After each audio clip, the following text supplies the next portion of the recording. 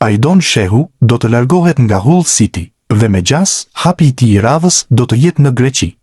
Siç raporton korespondenti i ekipit, Barry Cooper, mesfushori është shumë pranë kalimit tek Panathinaikos, të cilët kanë lëvizur për të afruar në gjirin e tyre 19-vjeçarin e talentuar.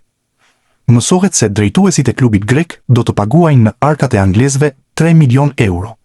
Fillimisht, plani është për ta blerë përfundimisht kartonin e tij, e më pas për ta dërguar me formulën e huazimit tek një skuadër tjetër, për të fituar më shumë hapësira. Nëse ky kalim do të finalizohej, Shehu do të ndiste akoma dhe më shumë derbin e Greqisë mes Panathinaikos edhe AEK-u të Afinës, pasi kujtojmë se tek ta të fundit aktivizohen dhe 2 futbollistët e ekipit të parë të kombëtares, portieri Tomas Strakosha dhe mbrojtësi Stavropilo. Sa i takon prezencave me kombëtaren U21, 19-vjeçari është paraqitur në 10 ndeshje, duke shënuar 1 gol, dhe për trajnerin Alban Bushi, ai konsiderohet një element i çmuar në mesfush. Armando Broja nuk do të transferohet te Cagliari në Serie A. Pavarësisht zërave të shumt gjatë ditëve të fundit, është gazetari italian Alfredo Pedulla që po hedhur poshtë idenë e kalimit të sulmuesit shqiptar në Itali.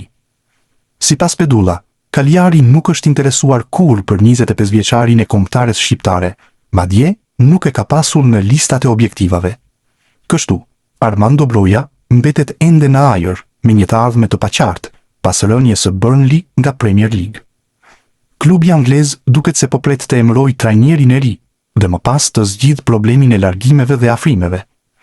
Nuk dihet ende nëse Broja do të jetë në planet e timonierit të ri të ekipit anglez.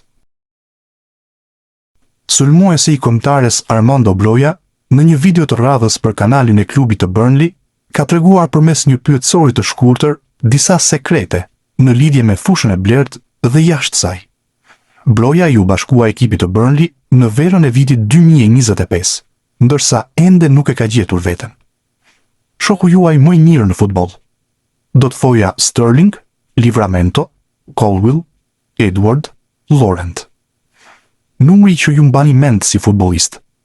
Numri im i parë ishte 57, besoj. Mendoj se ky ishte numri që kam debutuar.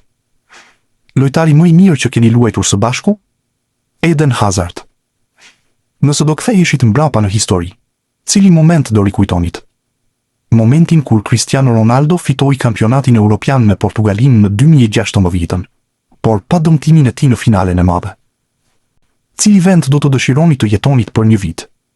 Në Florida, Tampa, specifikisht në këtë vend.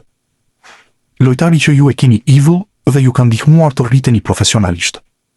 Ronaldo braziliani dhe Cristiano Ronaldo. Kush mendoni se është më i mirë mes këtyre dyve? Do të zgjidhja Ronaldo brazilianin, por Cristiano Ronaldo është goa tim. Lojtari që ka më shumë stil te ekipi i Burnley. Do të thoja për veten? Marash Kumbulla nuk di se si do të jetë vazhdimi i rrugtimit të tij në sezonin e ardhshëm. Futbollisti i kombëtares shqiptare është kthyer nga huazimi te Mallorca në radhët e Romës, por nuk dihet ende nëse do të vazhdojë të jetë pjesë e këtij klubi apo jo. Duke folur për Sport Italia, futbollisti ka pranuar hapur se do të dëshironte që të punonte me Gianpiero Gasperinin, edhe pse ky i fundit në sezonin e kaluar nuk e përfshiu në preferencat e tij, duke e dërguar huazim në Spanjë. Do të më pëlqente shumë që të punoja me Gasperinin, e kam thënë edhe herë të tjera, por janë gjëra që do të shihen në javët e ardhshme.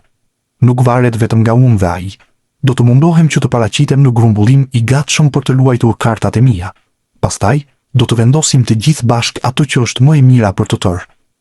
Unë kam vetëm fjalë pozitive për trajnerin, e njihja që më parë, dhe mendoj se karriera flet vetë për të, tha Kumbulla. Sipas gazetarit italian Marco Conteiro, klubi i Lecces ka shfaqur interesim për sulmuesin ansor të Dinamo Zagreb, Arbër Hoxha. Lojtari i kombëtares ka kontratë me kryeqytetasit e Zagrebit deri në verën e vitit 2029, por detaj që mund të ndryshojë gjithçka përkon me ofertën që mund të vijë në adresim të klubit kroat për shërbimet e 27 vjeçarit. Nëse Lecce ja del të transferojë Hoxhën, do të krijojë një koloni shqiptarësh, pasi aty inkuadrohet edhe Ylber Ramadani e Medon Berisha, 2 futbollistë të tjerë që bëjnë pjesë te kombëtarja. Vlen të përmendet se disa muaj më parë u përfol interesimi nga Hull City në Angli por që nuk pati lëvizje konkrete, sikurse së fundmi pista e Widzew Łódź në Poloni.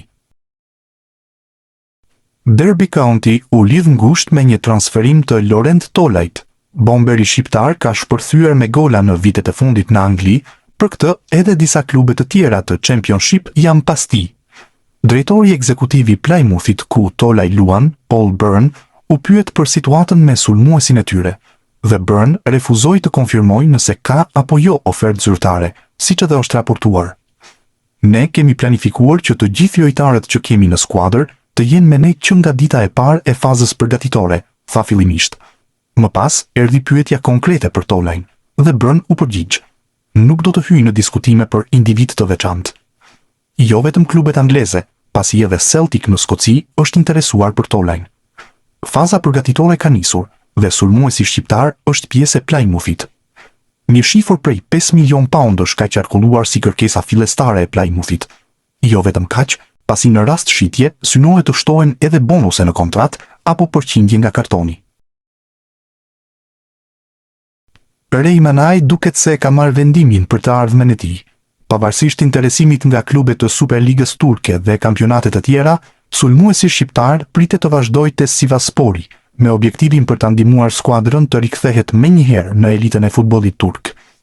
Sipas raportimeve të mediave turke, Manaj ka zhvilluar një bisedë me presidentin e klubit, Burak Ozçoban, ku ka shprehur dëshirën për të qëndruar në Sivas. Sulmuesi thuhet se ka bërë të qartë se ofertat e marra nuk do të ndikojnë në vendimin e tij, pasi dëshiron të vazhdojë me fanellën e Sivasporit dhe të kontribuojë në rikthimin e skuadrës në Superligë. Ky qëndrim konsiderohet një lajm i rëndësishëm për drejtuesit e klubit, të cilët po ndortojnë skuadrën për sezonin e ri. Ofertat që ka marrë nuk kanë rëndësi. E dua shumë këtë ekip dhe këtë qytet. Nuk kam ndërmend të heq dorë nga fanella ime. Dua të qëndroj për ta rikthyer këtë ekip aty ku i takon, në Superligë. Janë fjalët që Manaj i ka thënë presidentit. E ardhmja e Berat Gjimshitit te Atalanta vazhdon të jetë pjesë e diskutimeve në mediat italiane, ndërsa klubi bergamask po vlerëson opsionet për përforcimin e repartit defensiv. I ftuar në Radio Napoli Centrale, gazetari Patrick Janarelli u ndalte planet e Atalantës për merkaton, duke theksuar se klubi po ndjek me interes mbrojtësin Mario Gila. Sipas Janarellit, një nga çështjet kryesore që duhet të zgjidhet është përshtatja e Gjimshitit në një skemë me 4 mbrojtës. Duhet parë nëse Gjimshiti mund të luajë në një mbrojtje me 4. Giorgio Scalvini mbetet një pikë pyetje pas dëmtimit, ndërsa Odilon Kosunu nuk ka bindur plotësisht. Ndërkohë, Ahnor është më tepër një lojtar krahu. Afrimi i Gilas mund të jetë një lëvizje e zgjuar, pasi do të kompletonte repartin defensiv, shprehet gazetari italian. Tashmo, mbetet të shihet se si do të ndryshojë situata në kampin bergamask dhe nëse Gjimshiti do të largohet në këto merkato vere apo do të arrijë të marrë besimin e Mauricio Sarrit, trajner që preferon të luajë në mbrojtjen me 4, ashtu si edhe trajneri i Kontares, Maran. Lajmi i bujshëm nga dje është interesimi i Napolit për Ernest Muçin. Madje u raportua se është dërguar një ofertë 16 milion euro, si edhe opsioni i huazimit të një lojtari nga nën kampionët e Italisë. Rezulton se gazeta e njohur në qytetin e Napolit, Il Mattino, ka ngatruar ekipin aktual të Muçit, duke e dërguar te rivalët. Raportimi është sikur po negociohet me Beshiktashin, që ndërkohë interesohet tek italianët për Anguissën ndër të tjerë. Fakt është se kartoni i Muçit i përket Trabzonsporit. Duhet theksuar po ashtu se lajmi për numrin 10 u përhap nga Turqia. Sa i përket Il Mattinos, shton se futbollisti shqiptar do të ishte bast, për shkak se nuk ka provuar asnjë nga top 5 ligat e Europës. Drejtori sportiv Giovanni Mana ndërkohë po shikon situatën. Kerim Alajbegovic qëndron po ashtu si opsion te Napoli, teksa Leverkuseni i zotëron kartonin. Në Rusi është kthyer sërish vëmendja te Mirlind Daku. Një lajm ku tregohej për interesimin e Spartak Moskës ndezi merkaton. Sulmuesi Rubin Kazan ka vuajtur jo pak dëmtimet, megjithatë mbetet nga sulmuesit më efektiv të kampionatit rus. Sa i përket të ardhmes së Dakut, CEO i Rubin Kazan ka vendosur të flasë. Aleksandr Ajbatov, si drejtori i përgjithshëm, tregon se nuk ka oferta zyrtare për Dakun. Por më tepër, klubi po i bën llogaritme të për të ardhmen. Nuk ka asnjë ofertë zyrtare për Dakun nga Spartaku apo ndonjë skuadër tjetër. Është lojtari ynë dhe po i bëjmë llogaritme të, u shpreh CEO i klubit për SE. Ernest Muçi mund të ndryshojë ekip në këtë merkato, pasi Trabzonspor shpenzoi 8.5 milion euro për të blerë kartonin te Beşiktaş, klube nga Europa janë vendosur pas tij. Sot bëhet fjalë për Napolin. Oferta e radhës e bujshme për Muçin vjen pikërisht nga nën kampionët e Italisë. Napoli tregohet të ketë ofruar 16 milion euro dhe huazimin e një lojtari për të transferuar përfundimisht Muçin. Nëse kartoni i yllit të Kombëtares shitet këtë verë, padyshim që shifra e transferimit do të jetë rekord për të. Më parë ishte Beşiktaş që shpenzoi 10 milion euro te Legia e Varshavës. Napoli do të drejtohet nga Allegri pas largimit të Contes. Ndaj afrimi i Muçit shikohet edhe si dhuratë për sezonin e ri. Kujtojmë se edhe disa vite më parë, Muçi u lakua për një kalim te Napoli. Këtë herë që flitet edhe me shifra, situata shfaqet më interesante. Për fantazistin shqiptar, ndërkohë, mbeten të interesuar në Bundesliga, ndërsa është përmendur Frankfurt. Christian Aslani po bëhet gati të jap lamtumirën e Interit për të zbarkuar në një tjetër skuadër të Serie A. Mesfushori i kuqezinjve tashmë raportohet se është shumë pranë firmës me Kaljarin, që ka edhe mundësitë ekonomike për të bërë të tijin futbollistin e Kombëtares shqiptare. Kaljari sapo ka gjetur akordin me Atalantën për transferimin e Gianluca Gaetanos për 15 milion euro. Me këto para, do të hidhet në sulm por 2 lojtarë në mesfush dhe Aslani është një prej tyre. Mendohet të arrihet një akord për transferimin përfundimtar për një shifër poshtë 10 milion eurove, ndërsa emri tjetër është Mikael Auebischer i Pizës, i cili kushton rreth 6 milion euro. Kësaj, Aslani mund të bëhet gati për etapën e tij të 4 në Serie A, pas atyre me Empolin, Interin dhe Torinon. Këtë radhë, transferimi përfundimtar do ta ndihmojë që të gjejë vazhdimësinë që i ka munguar në sezonet e fundit. Luis Hasa është një nga futbollistët shqiptar që po qarkullon më tepër në Itali gjatë kësaj merkato. Pas huazimit të suksesshëm te Carrarese, i është kthyer Napolit, që zotëron kartonin. Tutto Mercato raportoi sot një pistë të re për Hasan. Bëhet fjalë për Sampdorian, që e ka një nga 2 objektivat e saj për mesfushën. Emri i Hasës ndërkohë është përmendur edhe tek Avellino, Pisa dhe Hellas Verona. Kujtojmë se mesfushori 22 vjeçar ishte një risi për kombëtaren e Shqipërisë në këtë muaj. Hasa vendosi të hiqte përfundimisht dorën nga Italia për të veshur fanellën kuqezi.